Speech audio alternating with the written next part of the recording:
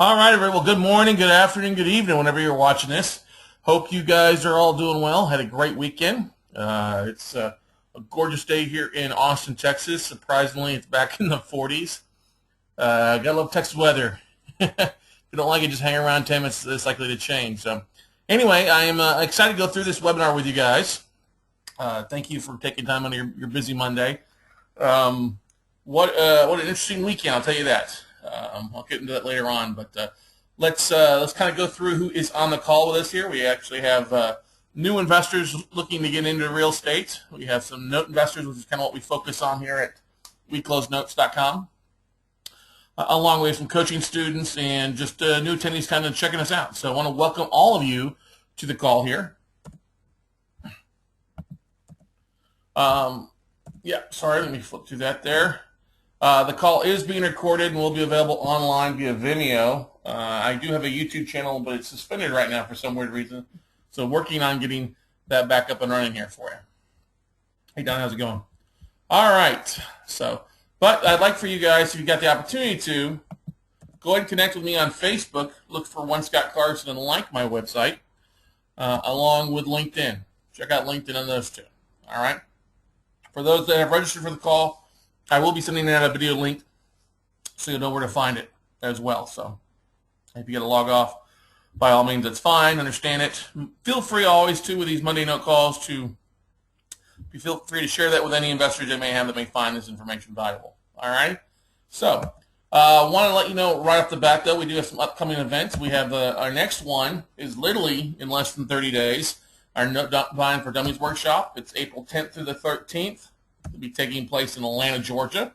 That's a picture of the hotel. It's at the Sheraton Gateway Hotel. We're doing a $7.99, a 2-for-1 pricing, and you can register for that class just for the workshop at WeCloseNotes.com. All right. Go to WeCloseNotes.com and look under the training tab. There's a PayPal link for you to register for it. Okay. The following workshop after that is in St. Louis. It's at the St. Charles Convention Center Embassy Suites, which is about 20 minutes outside the airport, May 8th through 11th. All right. It is also doing a 2-for-1 at $7.99 price. I'm excited about both of these workshops. We should have 50 to 80 investors in both of these, and it's definitely got a lot of great content. I'm excited. Some relationships, a couple of new hedge fund managers that should be coming in. A new fund that was launched this week.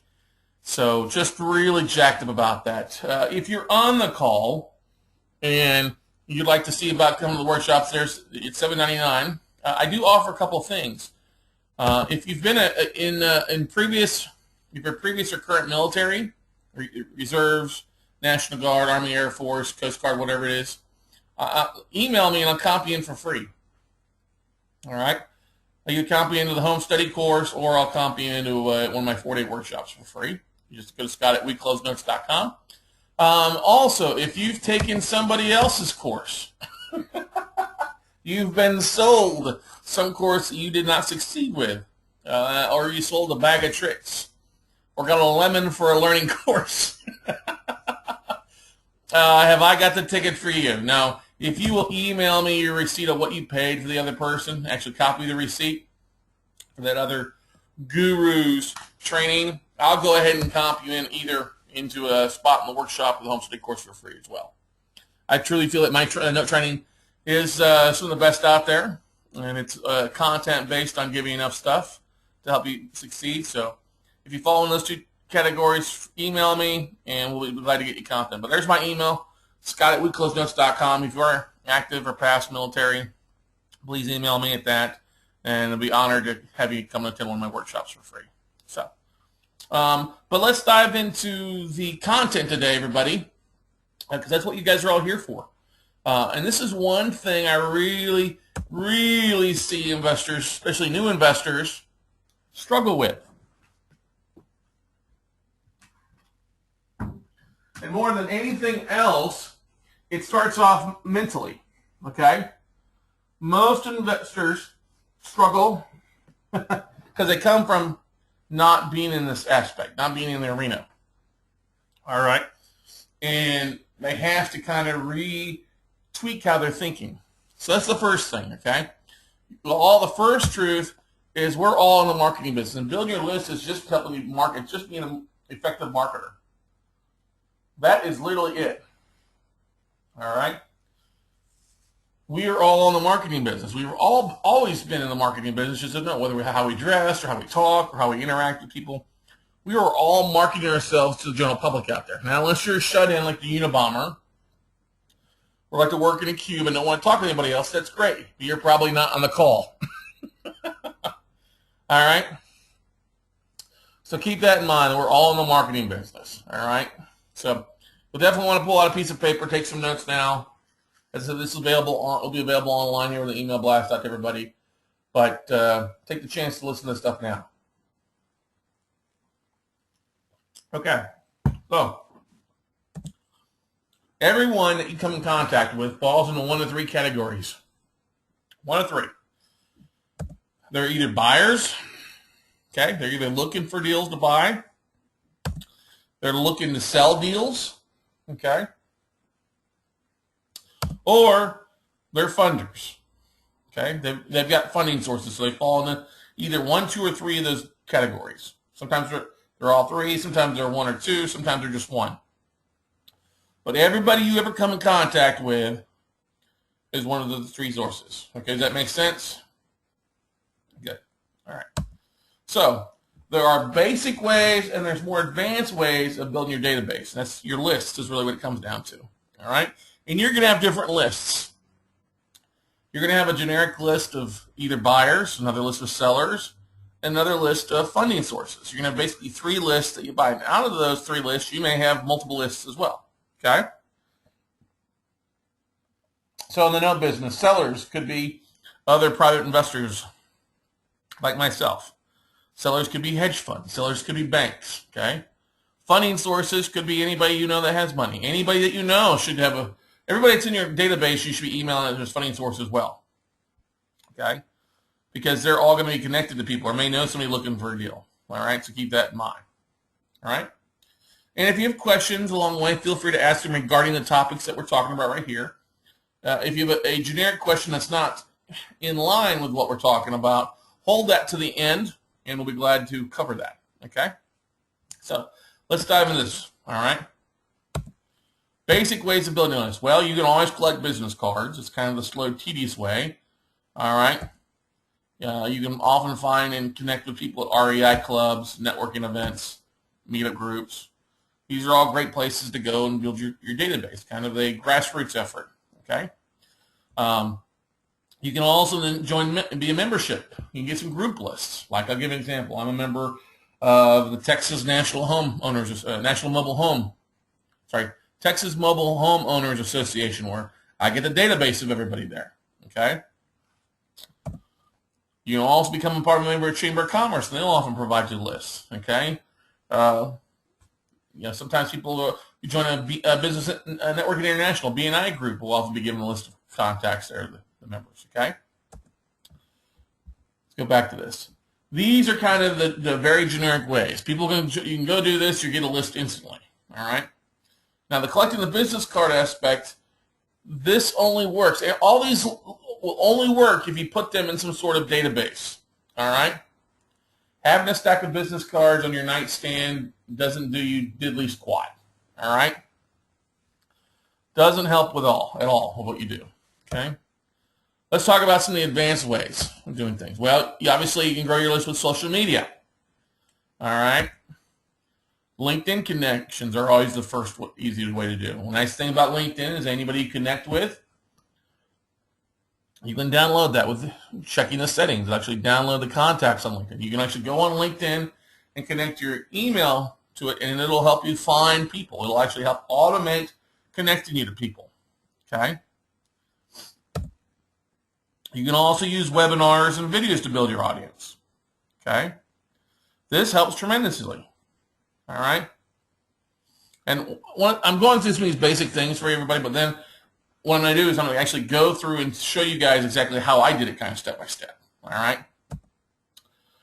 Social media, you have to be online. You got to be using Facebook, Pinterest, Twitter, Google+. You got to be using all these things. You have to be using blogs, okay?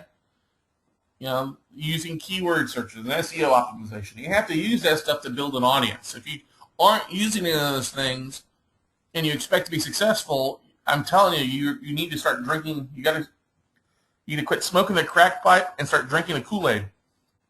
All right? Because in this business, any type of business today, I don't care what it is, you've got to be online. You've got to have a social media presence. Okay? And if you don't like doing it, I'm sorry, just get over it. All right? At first, back in 2004, I literally hated social media. Okay? Didn't know what the hell it was. 2006, I think, is when I first got my first, 2008 is when I got my Facebook page. I fought it for 2 years. And it was a personal reason. Personal reason completely. Didn't want it. But I finally get into it. Now Facebook is one of the best ways that I draw media. I draw buyers. I draw sellers. I draw funding sources. Okay? And you can have a personal page or a business page as long as you're using it. All right? If you do most of your stuff on your personal page and most of your connections on your personal page, use your personal page as a business website. Okay? Use your Google Plus account on your personal thing to draw an audience in. Okay? And then blogs can be simple. Hey, here's a deal I just did. Or hey, here's a deal somebody else just did. Or I just interviewed this person. Okay? Social media, you got to focus on it. If you don't, you're killing yourself. All right? One of the other things you can do is you can go to trade shows. And I don't mean just going to like REI Expo and walking around. I mean literally getting a booth there. That's a whole different animal of marketing your business. Okay? That starts to cost money. We drop, golly, what do we drop? We drop anywhere from like $1,500 to $5,000 to $7,000 at an event. Okay? I don't expect all of you guys to do that immediately. But if you're going to be serious about buying and selling or doing whatever your aspect it is in the business, it's something to think about. Maybe you get a group of investors to get together. Maybe you're a special interest group that, hey, everybody pitches in $500.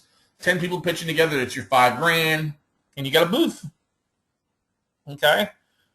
All right? Or you're a group of investors in one market. I'll give you guys an example. There's a group out of Baltimore that was at the Baltimore Workshop. Okay? Any type of trade show that comes through there, you guys should bond together and think about that. Hey, let's get together and let's create it. Let's get a booth. And it's a great way to connect with investors, connect with other people. All right? Yes, you're still collecting business cards, but a lot of times they'll have an upgrade where if you pay or sponsor something within the show, you'll get the list of attendees. And there's no better thing than walking out with a whole list of attendees from the event. Okay? Can get expensive, but if you work it right, you can really make it happen. Okay? Virtual assistants are a great way to help you build your database. They can either spend the time to go on LinkedIn and connect with people or go into this.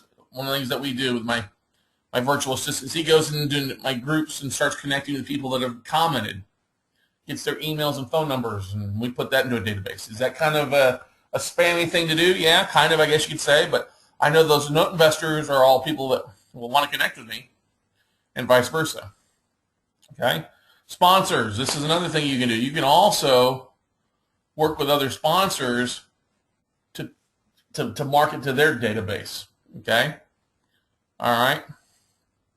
A lot of times you can cross-market. Okay? Affiliates. All right? Maybe you've got a deal coming in and you want to market it out and you know somebody in your area has got a big database. Well, hey, would you please market my deal for me? Or vice versa. Right? Anytime I have an REO in the Texas market, I can send it to Longhorn Financial out of Dallas, and they'll do an email blast out to me to the database. Other people will do that for me as well because we have a good marketing list. We built it up over time. Okay? Starting off with, I didn't have a very good list. I knew somebody did, so I implemented a deal. I gave it to this one guy, and he marketed it for me. And it helped build my list because people will respond. Okay? The most important thing when you're marketing is you have to give content, everybody. You've got to have something. And people are like, well, I don't know what to write. Well, there's so much stuff you can do. I mean, there's plenty of blogs out there you can go. You can use articles. You could write an article about an article. I got an email from a realtor in Dallas who was writing about the results that came in from foreclosure.com or, what's the other big one? I can't even think right now. That's CoreLogic. CoreLogic report. So they wrote an article about CoreLogic. They pulled in 2 articles, connect them together, and they have their blog. Okay? It was a really ingenious little thing that the guy did. Okay? You've got to get content on a regular basis, whether it's monthly, once a month, weekly, usually best. Sometimes it's like with these calls, they're every other week. Oh, and I apologize for those that logged in last Monday. Had a scheduling conflict just pop up at the last minute, so I had to move it to this week, which works out pretty well anyway. But anyway, you have to give content. Usually, so if you send an email out daily, people have a tendency to get annoyed with that. If you have it, send it out at least once a week with something going on, that's pretty feasible. And that's one of the things you need to focus on. What can I send out this week? Maybe I filmed a new video on a deal, or maybe I interviewed a new investor on a deal they have, or I've got a new deal coming in. Okay? All those all those topics can be covered. If you're new to investing, and interview the people, go to your investment club. Hey, and the people get there. Hey, I have a deal. Hey, can I interview you about your deal? Can I learn a little bit more about what you did? Would you mind me interviewing and film a little video with you really fast? That does 2 things. One, it shows that you know what you're talking about, even though you're not talking. Seriously, you're interviewing an expert who's done a deal. You don't even have to say a word. They can say the whole word, but providing that content, people like that. And that's what people love about my YouTube channel. Well, whenever my YouTube channel gets back up and running, is I gave a lot of content. I still do give a lot of content. And that's my whole goal. All right? Do it on a regular basis. It's gotta be quality. All right? It can't be just 30 seconds here or spoof or, don't get me wrong, some spoofs can be fun. You can add a little personality. But you gotta have quality. You gotta have some sort. Why is a person? You don't want people wasting their time looking at your videos or your blogs. You got to actually have really good content. Okay, and that just takes practice more so than anything else. It takes you doing it over and over and over again. I was last Monday. I met with last Thursday it was. I had a student, Carl and Carol Herrick, were in town here, doing something with a buddy of mine, Ken, running around some social media and video stuff that Ken teaches. And I stopped by to drop off a file folder, and Carl pulled me in to do a couple videos with him for his websites. And so we kind of went back and forth. We was there for about an hour, and we filmed like 3-4 videos with him really fast. Okay? Filmed it back and forth. And it was just Stephanie was taking, my assistant was there, was like, man, you're just good at that. I don't think I ever do that. You just flowed. I'm like, Steph, you have to realize I've done this thousands and thousands and thousands of times. It's easy for me to flow and think on my feet. At first I was like,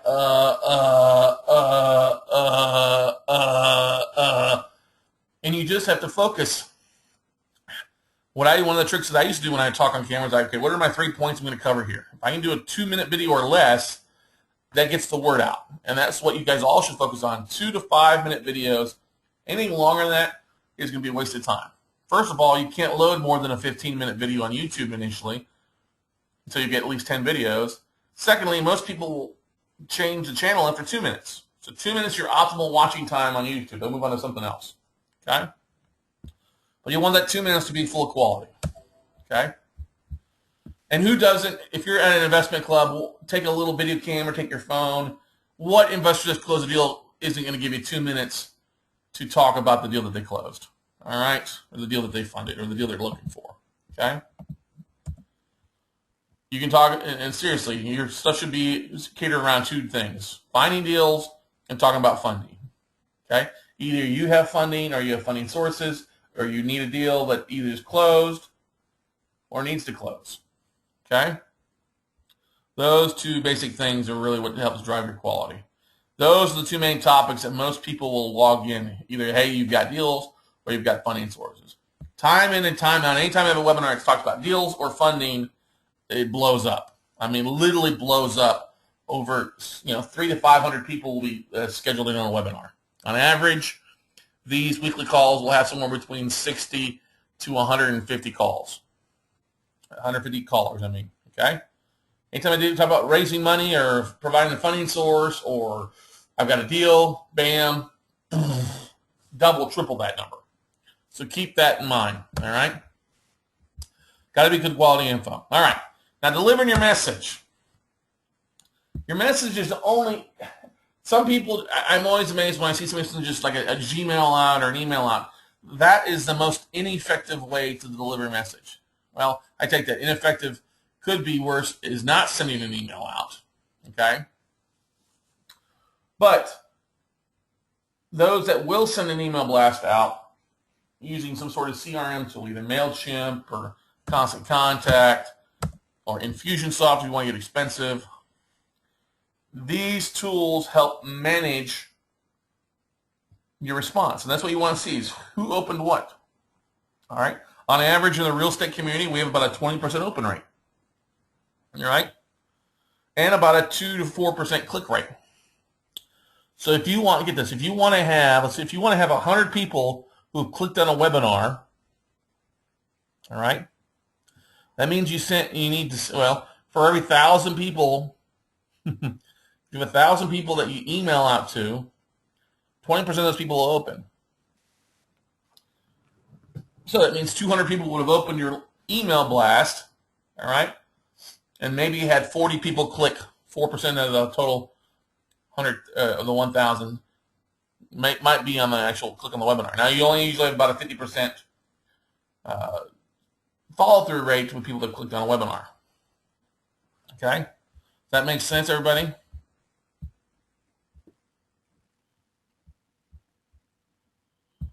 I could not care if I spelled Infusionsoft wrong. Okay, yeah, whoopie-doo. I got a T in there. Thanks, Clint. Woo! Infusionsoft. It's a new type of Infusionsoft. Yeah, dude, don't do that. Whoopie freaking do. All right. Back to the topic at hand. Measure your results. You got to know who opens your. If you just send it out via Yahoo or Google, you'll never know who's actually reading your emails. Okay. MailChimp is free to 2,000. Constant Contact's free for like a month for like 100 contacts. All right. You all are seasoned investors. You all should have more than 100 business cards. Okay. Well, measure results. As I said, your open rate's about 20% on average. If it's a smaller list, you may have higher. If it's an old list, you'll probably have less. Okay. Your click rates. In real estate, we average about 4% on a high end. Just like about direct mail. Okay. But keep that in mind. Anytime you have a high click rate, that's a good thing. Your message was effective. Okay. So what did I do? How did I build my 80,000 list? Okay. I started back immediately. When I started as a banker and as a mortgage broker, I started keeping everybody's name in the database. That was the one thing my advisor told me, keep your database strong, especially as a banker. But keep your business cards and keep them, even before a lot of email marketing was big, like keep your contacts in some places clean and neat. I mean, I had a shoebox full of business cards, but the nice thing is that shoebox was all in a spreadsheet. Okay? So when I started learning how to invest the right way, I started off networking like many of you guys do. I went to REI clubs. We have 2 of them here in Austin that I would go to. I would network. I'd take business. I'd show up early and I'd stay late. Okay? My ex-wife or wife at the time wouldn't go with me a hard time. Get pissed off because I come home late. I'm like, listen, I'm out building a business. You have to invest my time.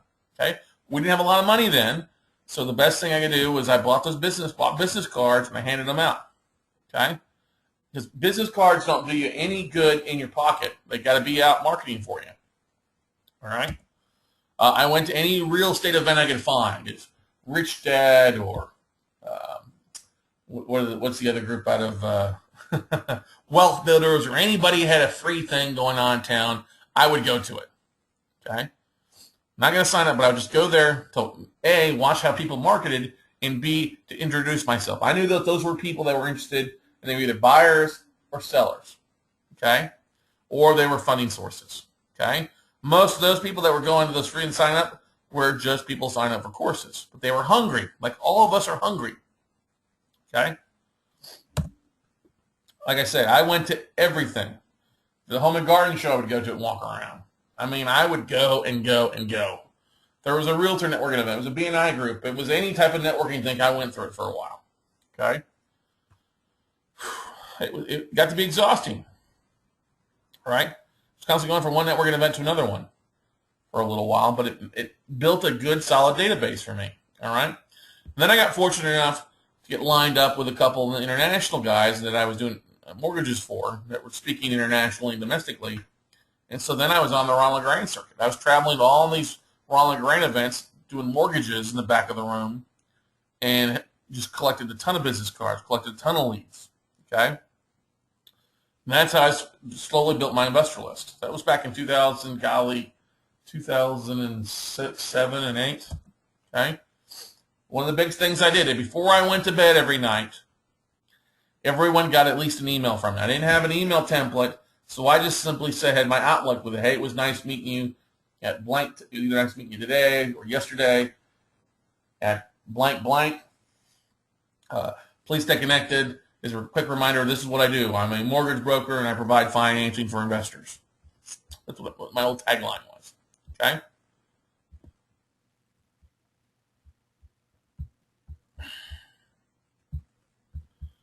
So I went to everything, and the last thing I did, and it used to drive my wife bonkers, was I would send an email. Everyone got an email. Or I'd wake up in the morning and send an email out if it got to be really late. Okay? But everybody got an email. And I put their name, phone number, email, and address in a spreadsheet. That was my easy database. I didn't have ACT. I didn't have any money for ACT or top producer, wasn't a realtor. I just used Excel. Okay? It allowed for me just to keep track of everybody that I got to know. All right? Most people won't even do those simple things. Okay? Like I said, the last thing I did every night. All right. Well, then we started branching out. As I started building this database of people, I thought, well, we were looking for funding, but hey, you are looking for deals. I come across deals all the time. So I then started marketing wholesale deals. Okay? Deals that I would find or deals that others had and blessed it out. I also started recording success. Like I talked about a few minutes ago, I would start talking to other people that close deals. Hey, tell me about the deal you just did. Do you have a photo? Can I brag on you? Can we tell you the people about how you accomplished that deal? All right. I did my own deals. I would record them with a little video came in. Here's what we just did. Or I would do other investors. Hey, tell me about the deal you just closed. All right. And people ate that stuff up. They still eat this stuff up. People love success. We all love success stories. Okay. We all love a story. You got to learn to tell the story a little bit. Well, how did you do that? And when did you overcome? What was the thing along the way? Okay. How did you find it? How did you fund it? How did you flip it? Okay. What are the 3 F's? Record that stuff and throw it online. And that's a great content. Hey, I just interviewed, I just filmed Shanoa Peck. We just closed on this one deal. I just talked with Stephanie Goodman, who just closed on this condo in Tamarack, Florida. Those are all great things for you guys to do that are free. You guys can all do that wherever you're located. You don't have to do it across the country. You could do it in your own neighborhood. Okay? Talk to the top title agents. Hey, how'd you close business? All right? Especially the marketing reps for title companies. Those ladies, and most of them are, actually 90% of them are ladies, are smart. Like Kelly Murphy, who's my title rep here in Austin. Phenomenal marketer. She's connected. If I need anything, that's the first email I say, hey, Kelly, do you have a contact for this? Do you have a contact for that? Do you know somebody like that? Okay? They're also the first to send me referrals, too, because we just have a good relationship. All right? Now, a bottle of wine every once in a while that I send to them, they do a great job. All right? You got to remember, when I built my list, social media was still relatively new. Okay? Now, I started closing deals, and then when I went on my own back in 2007, 2008, golly, it's hard to believe it's been so long. I then started, okay, I need to get the word out. All right? I wasn't coaching for anybody. I wasn't coaching for Bob and Jamie anymore at that point. And so I was literally just sending my own. I post to Facebook. Hey, here's the deal I just closed. All right. Post active right. Hey, here's the deal I just closed in this neck of the woods. All right. I would do these simple things, and people say, hey, that was a great deal. You know, that's actually how I got recommended to speak at my first 2 speaking gigs by myself. A couple investors or promoters, so-called gurus, called me up and wanted me to come speak at their thing. They said, can we use your deal on a webinar? Would you like to come talk about how you're finding these deals and getting these deals done? I was like, yeah. They actually paid for me to fly out and put me up somewhere. All right. But the social media aspect, well, that came like third down the road after I focused locally and started sending an email out via constant contact and benchmark with people. Social media came last at that part. Okay. But I already built a lot of the content. You got to realize that. I already had used YouTube to start recording videos. Okay. And all of you guys need to be using social media now, all right? Building your profiles, sharing the same things across the board. Now, most social media experts will tell you that, hey, your message on Twitter needs to be different than your Facebook. It also needs to be different than what you post on LinkedIn or YouTube. And I agree, your messages need to be different. But if you don't have a different message, just get the same message out. At least get the message out that you're doing something. All right? So people say, oh, you should have your Twitter feed not be your same as your Facebook feed. Well, okay, great. But, you know, I might be bright, but I'm not bright enough to come up with a new tweet or whatever the hell, little twatter or whatever the heck you call it, every 30 minutes like some people do. Some people live on Twitter. I'm sorry. I've got too much work to do.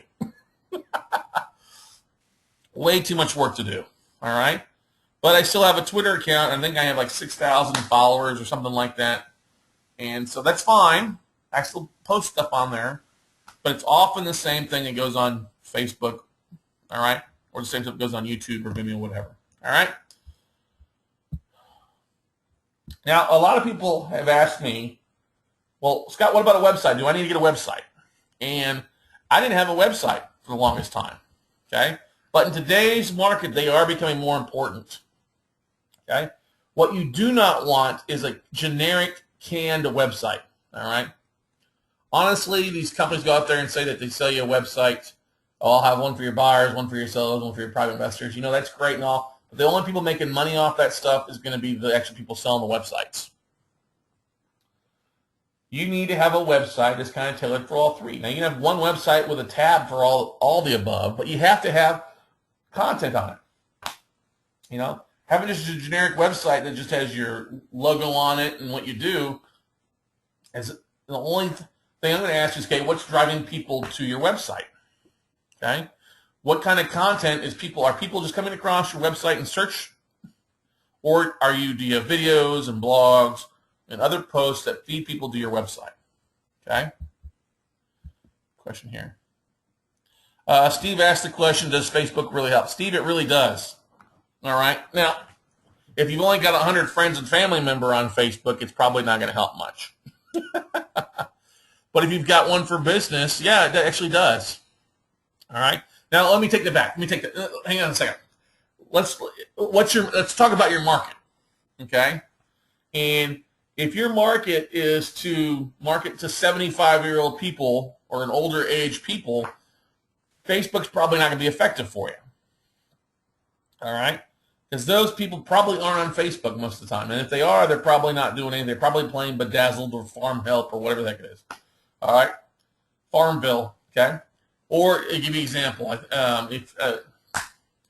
If you're selling big tractor trailers and the people your buyers aren't on there, you don't waste your time. But you got to realize if you're in real estate, a lot of real estate investors, a lot of people that are from the demographic age of basically 25 to 55 are really starting to get on Facebook. It's just another way to market. Okay. When you have companies like Starbucks and McDonald's and things like that, where like Starbucks has a team of 8 people that handle their whole social media thing, but they bring in millions of dollars that way. Hey, think about it. Especially now with the way that you can post ads on Facebook and target them in specific areas of the country, it'd be kind of silly not to. If you've got a deal, say, in Atlanta and you're cross country, well, posting to Facebook, you can actually say, hey, I want this to go out, appear on people's Facebook pages that aren't in the Atlanta market. Okay? Or I got something in Minneapolis. You can target it to be in Minnesota. All right? It's a cool marketing technique, and now with these paid ads, you can say I want to sponsor this for $5 or $15, all the way up to $1,500. It can definitely help you. All right? You just got to have something feed into your website. So Facebook's just one avenue. You can't be doing it totally that by yourself. It's got to spend some time on it. And I know I'm covering a lot of stuff, and a lot of people are going through, oh my God, all this stuff's working. Well, hire somebody. Hire a VA to help manage your social media platform. A virtual assistant costs you $3 to $4 an hour. All right, sometimes $2 an hour. All right.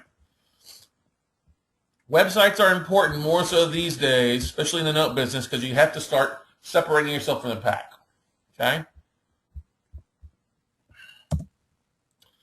And it's only going to work if you have traffic that pushes clients, buyers, sellers, or funders to your website. All right. So the YouTube videos, the Facebook posts, the blogs, those things feed into your website. Okay?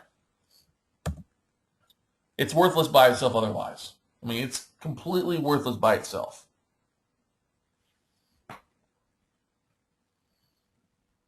And then you're just relying on word of mouth to get people there. And you want to get the word of mouth out, but you want to get it in multiple ways. All right?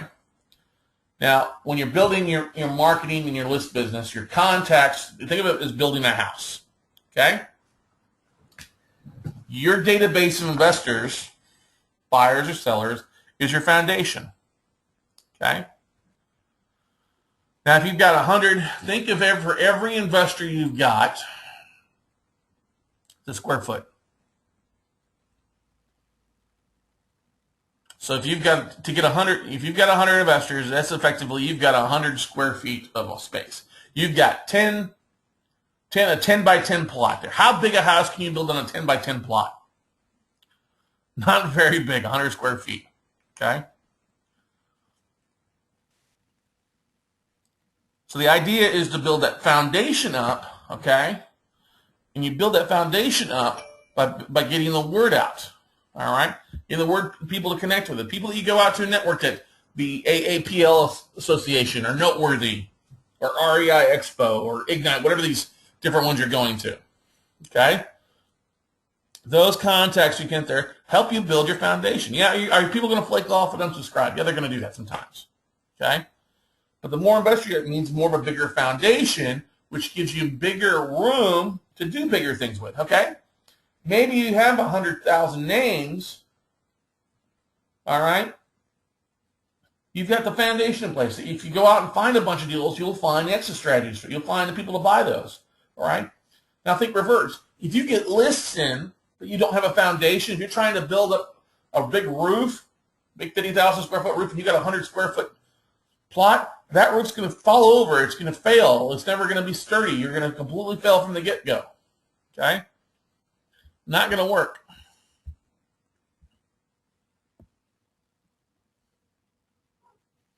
Sid asked a question here. When you're hiring, interviewing VAs, where you're requesting the VAs to have knowledge in the note business or in the real estate investment knowledge, some sort of real estate experience is good. Most aren't going to have note experience. So you just have somebody with pretty generic real estate stuff, okay? You don't need to have a note business, okay? So your contacts are the foundation, okay? Your blogs, the videos, the other content, those are the walls, the plumbing, the electrical, and the roof that helps make it sturdy, okay? All right, you got to have that stuff. That stuff helps build your foundation up, okay? We'll feed people into your funnel, your deal, your funding, your selling funnels, okay? Whether you like it or not, we're all in marketing, everybody. Unless you're individually wealthy and investing for yourself, which is fine. There's nothing wrong with that. It's completely great. Now, don't get me wrong. Some investors that are wealthy, though, they're still looking for deals. So they still got to find a way to reach out to people. Okay? Your online profiles on LinkedIn can work for a while, Active Rain. Some of these profiles can work on fine instead of having to go out and pay for a website, which is fine. I mean, don't get me wrong, that's how Heck, I had a LinkedIn profile for a long time before I actually got kind of a cheesy online website. Obviously, I've invested a lot in my website for the last couple of years, but it's paid off. Michelle, this is recorded, and I will be sending out the video link to everybody once we finish up. Okay? But back to the point here is literally your contacts is your foundation for your business. All right? If you've got 100 investors, you're not can accomplish 100,000. You're not going to make $100,000 in a year. Okay? You're just not. If you've got 200 people on your database, you're not networking enough. Your database is, that's what all these companies go out to do. You get for database. Heck, if you don't have deals, market somebody else's deals. Heck, if you're don't have anything to talk about, market somebody else's product or information. You do all that stuff. Now, I have chosen, so I built a pretty good database from the get-go, is I'm not sponsoring outside things. I'm not really affiliate promoting other things unless it's something that I think is valuable. Like I can't tell you, I have somebody calls me all the time, oh, Scott, can we send an email blast out to your database? I've got a new wholesale class, or I've got a whole new subject to class or stuff like that. And I'm like, listen, I appreciate that, but no, if what you're talking about is not stick to buying notes or either the real estate or some sort of exit strategy to help my note investors, I'm not going to market it. I don't want to water. There's too many people out there that water the message down. And affiliate. Some people are just full-time affiliates, and that's completely fine. That is completely fine. All right. You look at the Nathan Jurowitzes or the Chris, not McClatchy, but Preston Wilson or whatever his name is. These guys were also supposed to be gurus, but then just became professional affiliates. And all they do is they market their crap product from one person to another one. All right? They market it, the new latest and greatest, and now that they can make $250,000 marketing, somebody's going to buy their crap, and they're going to make $250,000 every quarter. And that's how they live. And that's what they've done. I don't necessarily agree with it. I don't want to be linked into that. But, hey, they've done it. You can't fault them for doing that. They built the market that way. What you do have to respect is a distribution, because you guys can use that same distribution methods and same ideas to build your successful real estate business up. Okay?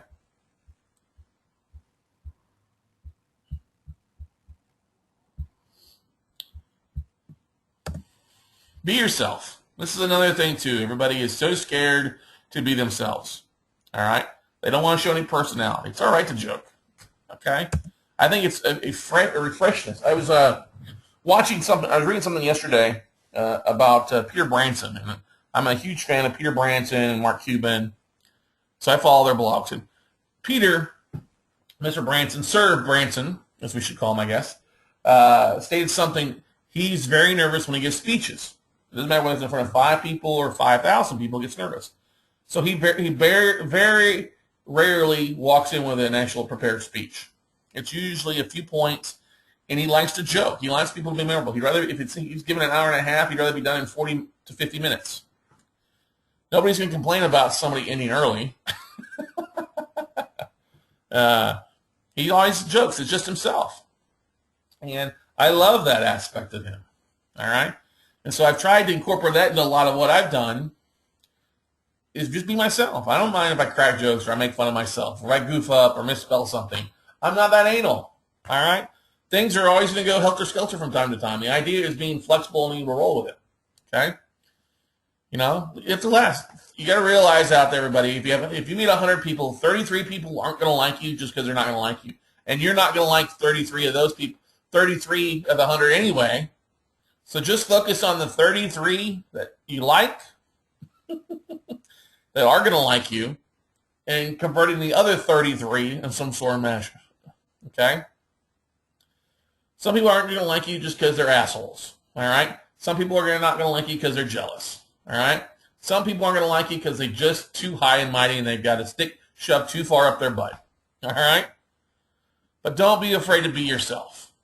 Be yourself. I know that a lot of times when we come from going to a specific job, we get beat down and hammered in where we're a round peg and we get hammered into a square hole. Okay? God, this is the case in banking. I can't tell you that how many times I would get in trouble because I was myself. Scott, you can't do that. What do you mean? You can't refer that person out to somebody outside of Chase. What? Why not? I'm trying to help them. Yeah, it's got to be a Chase referral. Well, you can't refer them. That's stupid. Okay? We did this one thing. One of the things that we did in the banking, which was an awesome time, was a happy hour. This is one of the biggest things I still do in my workshops. Let's have a happy hour Thursday nights. We would, when I was at Chase, it was really good with clients. So they made me part. I got bumped to the VP, and they made me part of this thing called the Sea of Blue.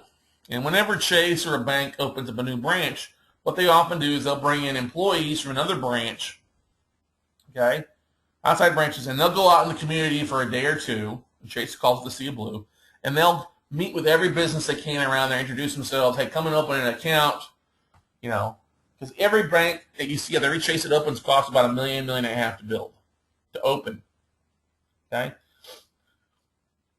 And so we get really good at this. Well, one of the things, when I had my own branch in South Austin, which is a new up and growing community, is I said, well, let's have a happy hour. Everybody likes to network. I like going to these networking. Let's have a business night.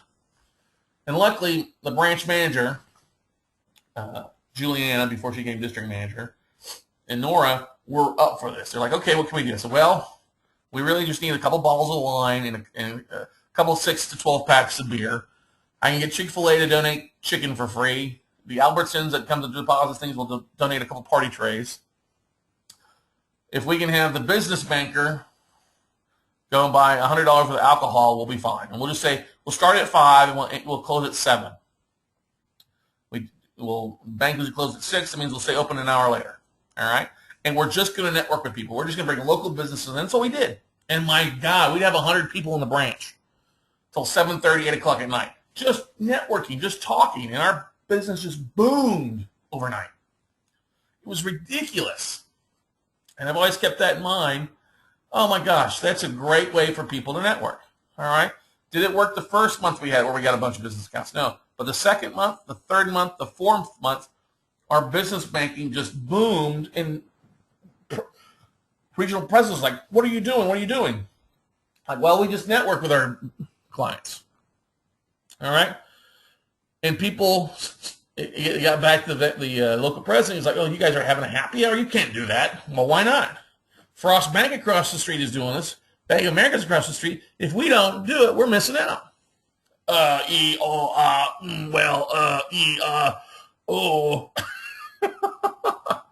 So we got away with it until I left, and they stopped doing it after I left. But you have to separate yourself from the crowd, everybody, and don't be afraid to be yourself.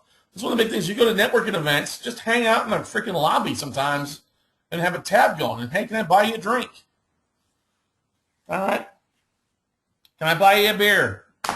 Just learn to network with people. And don't be afraid to butt. If there's a group of people, just come over and introduce yourself. Nobody's going to tell you get the hell out of the group. They're always going to ask you what you do. And don't be afraid to smile and laugh and go from there.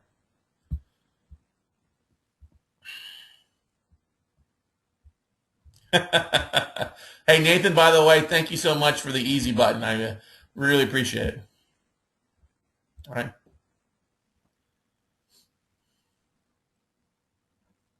We are having a happy hour in the ATL. Steve, that's right, Thursday night. We definitely are. Thursday night, we'll have a happy hour. Okay?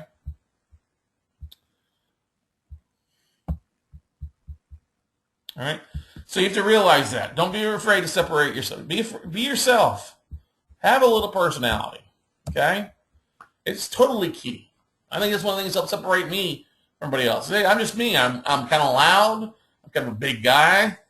I don't like wearing suits. Nothing against suits, but I'm just myself. I'd rather wear my nice Robert Graham shirt and my boots and just be myself. Very nice jeans. Because that's how I am. That's me. That's myself. Do I have a couple suits? Yeah, I have a couple suits. But I'm much more relaxed being myself. All right? Yeah, you like me or you don't like me. I don't really care one way or another. I would rather you like me, but if you don't, hey, that's fine. Here's a drink anyway on me. There are often too many clones out there. We often get wedged in, and everybody wants to be the pack. Oh, you can't do that. Don't stick your head up because you're gonna get whacked, which is what we are used to seeing in JOB. All right. We have a computer company here who rhymes with hell, whose initial first is D, and I have friends that have worked there, and they get monitored on their pee breaks. And if they're in the bathroom too many times, they get penalized. If they do anything, I mean, it's what I don't understand that. I always wanted people to come up with ideas. All right. And when you hire assistants, this is one thing that you're going to, as you have personal assistants, is you want personal assistants who can make the decision. You want smart people. All right. You want somebody who can make their decision. If I've got to be asked yes or no on something every freaking time, why do I have you working for me? If I tell you once to do it, just freaking do it. But that's the same thing when you come to your marketing. Just be yourself. Hire somebody out there. Hey, you want to run with it? Great, that's an idea. You don't need my permission on it. Run with it. See if it works. If it works, great. If it doesn't, hey, it's something. It's not going to hurt. We can take it down. Okay. Be yourself. If you're the Alabama peach from Georgia, the Alabama peach from Georgia, that's an oxymoron, isn't it? If you're a Georgia peach and you have that Southern charm, use it. All right. Lou Brown, who's from Atlanta there, is an amazing guy. He's just straight into it. Yeah, baby, as he says. Great guy. Les Brown, another great guy who's just himself. Be yourself. Let that come out in your marketing aspect because people will remember you more than they'll remember a logo, more than they'll remember blah, blah, blah. They will remember you, okay? One of the things I knew that my marketing was really working for me is when I started traveling cross country, I went to 4 investment clubs. 4 investment clubs in 4 nights in the week. One in San Antonio, one in Austin, one in San Diego, one in LA, okay? And I walked into the room, and somebody out of these investment groups comes up, hey, you're the note guy. You're that guy. You're the YouTube guy. You're the note guy, aren't you? I was like, well, I guess so. And that's when I realized marketing was working for me. And to this day, I still get a lot of people, hey, we follow you online. We see your stuff. We love it. Can we come to a class? Do you have any deals available for us? Or, hey, we've got funding for you. We want to do a deal. That's the same thing you guys can build. It just takes time building it. All right? Takes time to build it. Of course, Steve, I got your first and second round for you, buddy. You and your wife, too. All right? Smile and have fun with it. That's the big thing about marketing, everybody. If you can't have fun with it, don't do it. Be yourself, all right? Be yourself and have fun with it. One of the things that I love using is Fiverr. I'll use Fiverr, Fiverr.com for some crazy ideas, some videos. I'll have stuff posted with goofy stuff sometimes. Okay? Each and every one of you has an it. Okay? Your it. What is it about you that separates you from everybody else? Okay? That it is the secret success sauce. That's the Rudy's barbecue sauce. That's the freaking catnip for the cats. All right? Whatever your it is, embrace it. Okay? Let's talk about, I was watching, one of the fun things I love to do is I love going to comedy shows. All right? I love watching Comedy Central. One of my favorites of all time is Andrew Dice Clay. Andrew Dice Clay, all right? That guy had his it down, all right? He may have been crass and women didn't like him and rights groups didn't like him, but he had his it, and his shtick made him successful. And he started to make a comeback, and that's great to see because he took some time off just to be a father with his 2 kids. But seeing him come back and still have his shtick, his it cracks me up. We saw him in Vegas at the Hard Rock Cafe, and it was just great seeing him. Everybody's got that. That's one of the great things about comedians when they work on their shtick or their it. Because Dane Cook, anybody's a fan of Dane Cook? Dane Cook's one of the most amazing social media minds. He was using MySpace and Facebook to help self-promote himself far beyond. Kid Rock, all right? Kid Rock was selling rock records, his own stuff out of the back of his car before social media. But he knew it, and he stuck to it. He got out and built his distribution list. Okay? And actually, my sister Stephanie and her husband and friend Kevin met Dane Cook at the Laugh Factory in Anaheim. When was it? I guess it was after the REI Expo. They all flew in town to help support me with the REI Expo, and they saw Dane Cook just sitting there chilling. Got to meet him. But that's the same thing. Think about it. Everybody's got an it. We all have an it, whether it is. It doesn't matter what it is. You could be the high roller from Chattanooga. You could be like Walter Wolford, who knows Jackson, Mississippi, and Private Money, and his rental market, the video guy. We all have different its. You just got to figure your it out. There's so much of that out there. There's so much information. There's so many deals, everybody. Whatever it is, you can just got to go find it, make it your own. Okay? Donna and Karen, I know you ladies, you can be the undercover Under Armour investors. I don't know. We bought back to this house.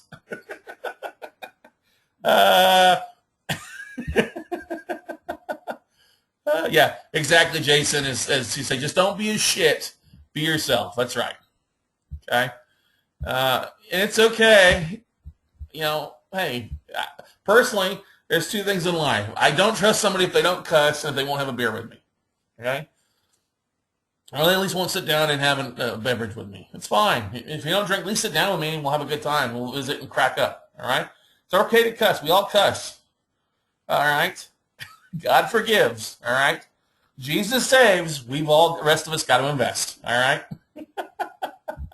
Anyway, that kind of is what I've got for this stuff. I mean, it all comes down to kind of being yourself and actually implementing things. But you have to take action. If you don't take any sort of action, you're really just wasting your time. You should go back and get no job. No offense, okay? Or play the idiot game. What I mean by the idiot game is the lottery, the idiot tax. That's what the lottery is. It's just a tax on the poor for playing the lottery. Okay.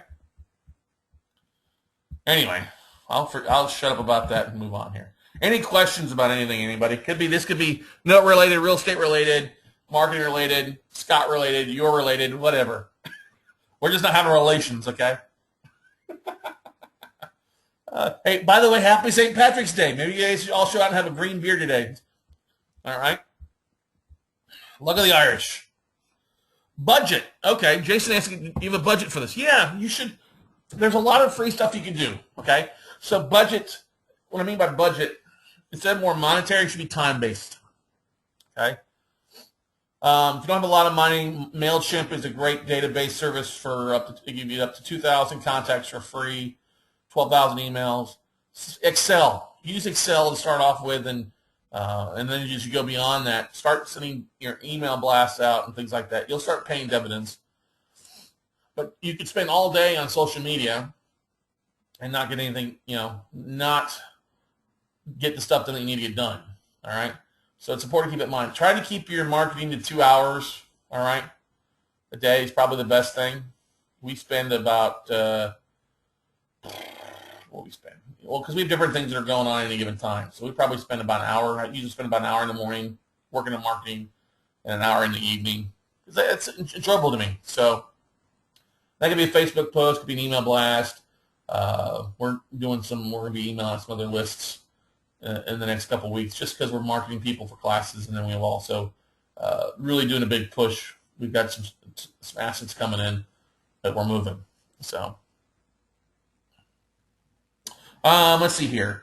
But yeah, Jason, if you limit it to 2 hours a day, don't spend forever on there, but at least be marketing something. Don't have a lot of money, use Excel, Michelle, or MailChimp. Use MailChimp as your CRM tool, and you have different lists on there. How do I plan those 2 hours, Dan asks?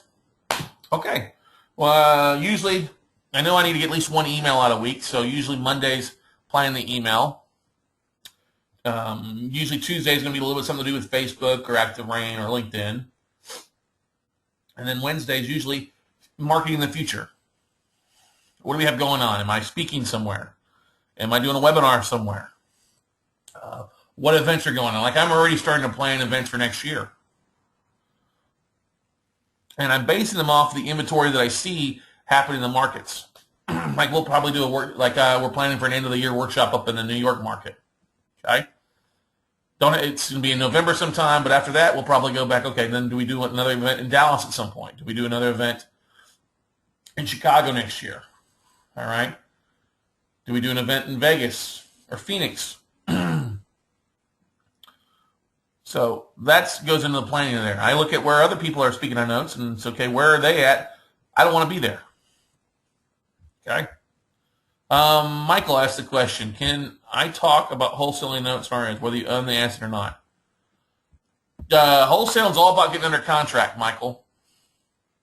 It all starts with getting it controlled, getting a price, and either getting an option put on the property or the note, or getting under contract with an option period or a period for you to market. Okay? And you want it, the cheaper you get it, the better the option is. But it all comes down to have a database. If you don't have a database of people you connected to, wholesaling is going to be really difficult for you. You've got to build your database. The bigger the database you have, the easier it is to wholesale, because then you can just send an email out, hey, I've got this under contract. Who's interested in taking it off my hands in 24 hours? All right? Who else has questions?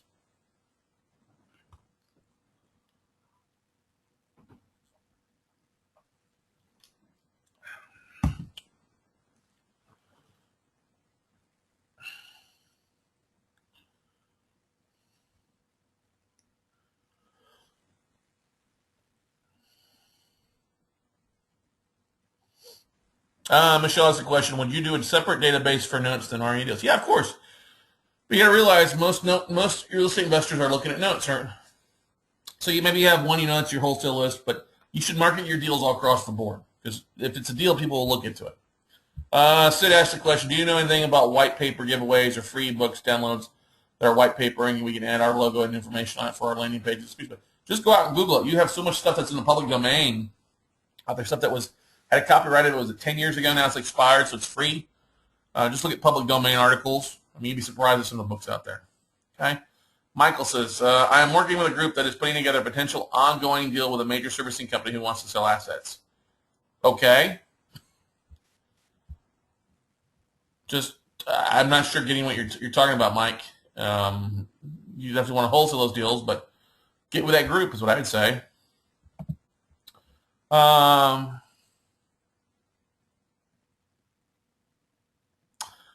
You've got a good problem, Darnell. I set up all my social media sites and my personal website, and my phone has been blowing up, but I don't have any notes yet.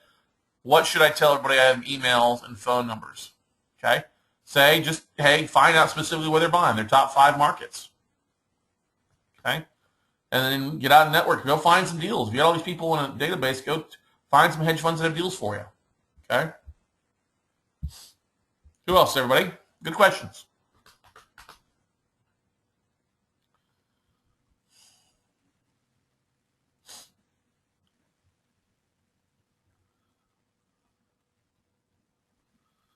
Nothing's under contract yet, so I'm trying to see what would work best in wholesaling to buyers. Just find you some deals, Mike. Go out and network at the local investment clubs. All right. Darnell, when will the videos from the last No Buying for Dummies be available? They should be getting loaded up and going active today. So.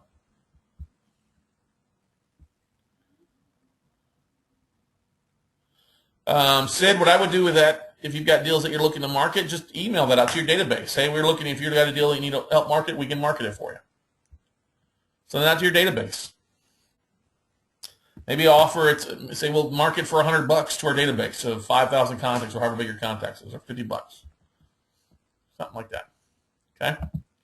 Anybody else?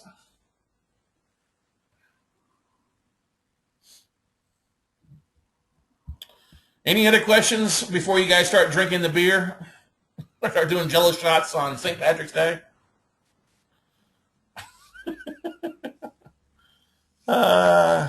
Jameson's, there you go. Some Irish whiskey. Jason, is there any money social clubs? Yeah, there's all sorts. I like going to wine clubs. Wine clubs are a great place to find money. Go hang out at the Four Seasons. In the lobby of any Four Seasons, there's money in there. Okay. You will often find, too, if you go to like Quest and IRA services companies, well, sometimes self-directed IRA companies will do networking events. Oftentimes you'll find some people with money there, just networking.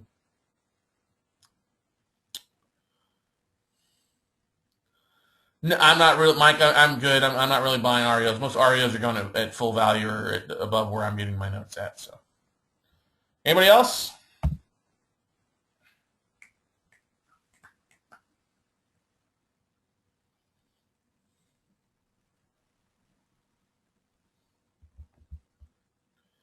Well, I want to remind you guys again that the next Note Buying for Dummies workshop is again there in Atlanta.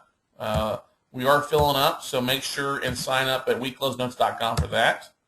Don't forget, if that can't make it to Atlanta, then come to St. Louis. After the St. Louis event, we do have one in June and in May, one in Anaheim in August, and then we'll have one up on the northeast side later in the year in November. Anytime, Sid, anytime, Michelle. If there's no more questions, everybody, then hey, you guys have a wonderful week. When things don't go right, because things will always be goofy from time to time, just keep calm and invest on. I'm going to leave you with that quote there. If anybody's a Chai fan, keep calm and invest on, everybody. Until 2 Mondays from now, which will be the Monday after Atlanta. Have a great week. Enjoy yourself. Have any questions, feel free to reach out to me, and we'll see you guys at the top. Bye.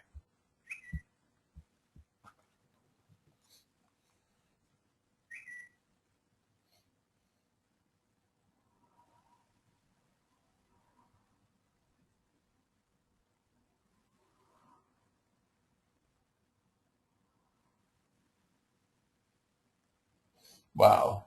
Jimmy Bird died. Wow.